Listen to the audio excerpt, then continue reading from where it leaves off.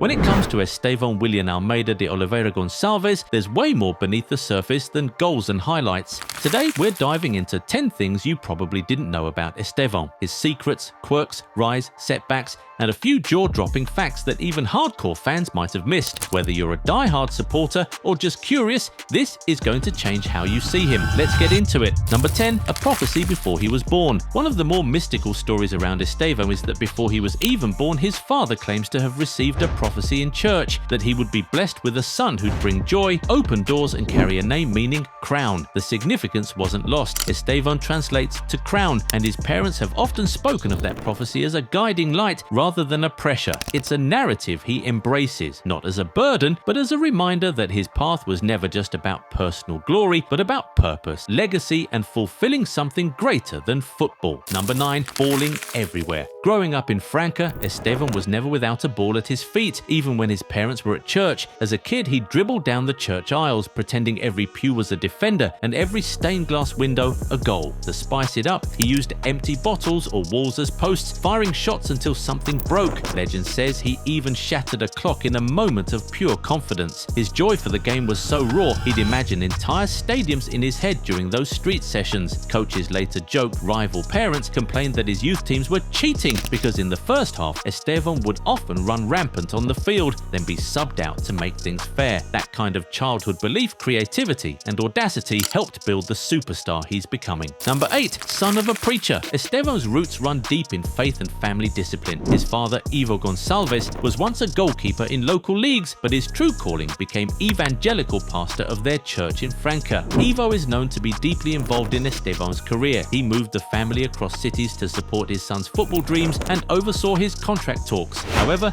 he still preaches at home. His mother, often called Dona Zezé, stays more behind the scenes, acting as the emotional anchor and steady support. Their faith and close-knit dynamic gave Estevão both structure and purpose. And it's clear his biggest fans were and are his parents, working quietly to give him a stage. He also has a little sister whose name is not publicly known. Number 7, youngest player ever to get a Nike contract. One of the wildest stories from Estevão's rise is that he signed a deal with Nike at just 10 years old, making him the youngest Brazilian ever to join the brand. Scouts first noticed him after he tore through the Go Cup youth tournament, leaving everyone stunned by his dribbling and flair. At that age, he didn't even grasp how big the deal was. He once joked that he thought it just meant free boots and cool shirts, but signing with Nike that early showed how much faith people already had in him. It gave him access to elite gear, visibility in Brazil's youth circuit, and even mentorship from brand representatives. That partnership didn't just make him a prodigy, it made him a brand before he was even a professional, a symbol of Brazil's next big export. Number 6, his role model growing up. Growing up, Estevão didn't hide who he looked up to. Neymar was his idol. He said numerous times that seeing Neymar play, especially in those early days when Neymar was the Brazilian star on his boots and TV, lit up his ambition. Even when he signed with Nike at age 10, he remembers being thrilled because Neymar had worn Nike boots. It felt like he was walking in his hero's footsteps. Over time,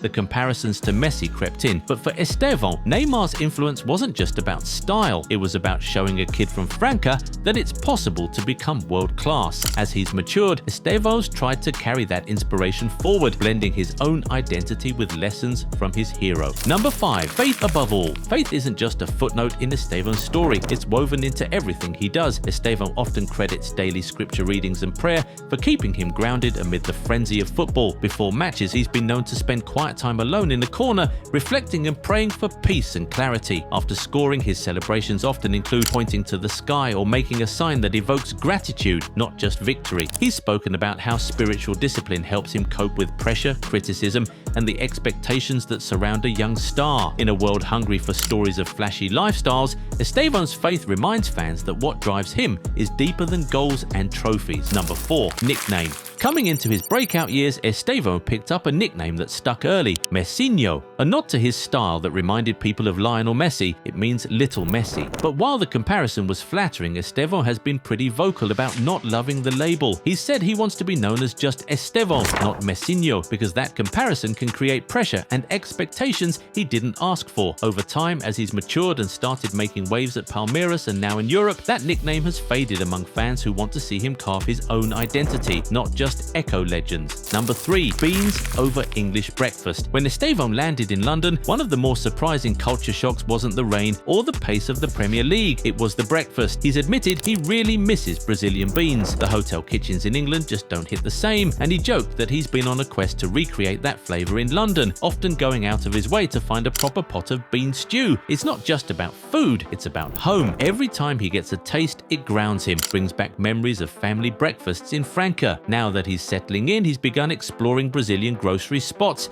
chatting with club nutritionists, even experimenting in the kitchen to blend tradition with his new life in England. That yearning for something as simple as beans says a lot about how much heart he carries beyond the pitch. Number 2. Love life. Romance has mostly stayed behind the scenes for Estevão, but one chapter did break into the spotlight. Right before he officially joined Chelsea, reports emerged that he quietly parted ways with his longtime girlfriend, Mariana Guarda. The breakup reportedly happened just a few months before his unveiling, making for a bittersweet backdrop to one of the biggest moves of his life. While the split drew attention because of its timing, no further confirmed relationships have surfaced since then. Number 1. Best friend. When club moves, big money and media buzz start entering your life at 17, real friendships can be rare. But Estevão says he's got a couple of guys who keep him grounded. He's talked openly about being especially close with João Pedro and Andrés Santos, 2 Brazilian teammates who moved with him to Chelsea and share many of the same off-pitch challenges and dreams. In interviews, he's mentioned missing the simplicity of school friendships back home,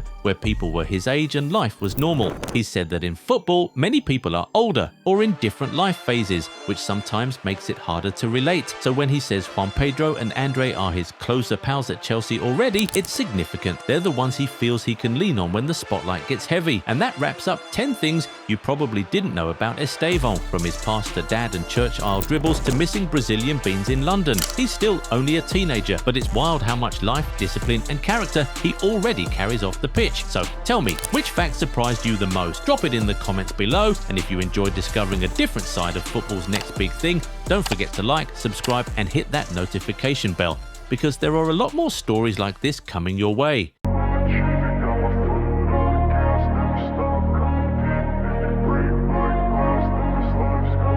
I wanna be the best in the game, invest in my name, check no restraints, I'm obsessed with the pain. I ingest, I retain, assess and I change, possessed by the thought I'll be free one day from society's restraints. Money, clout and fame, mud, disease, a plague. We all love to hate, have to play the game, have to make a name. All our insecurities are on display. This is war with the enemy, think that it was meant to be. Living in a time where disease is on every screen. I won't let them fester me, I know most are festering. Negativity is a plague for the mentally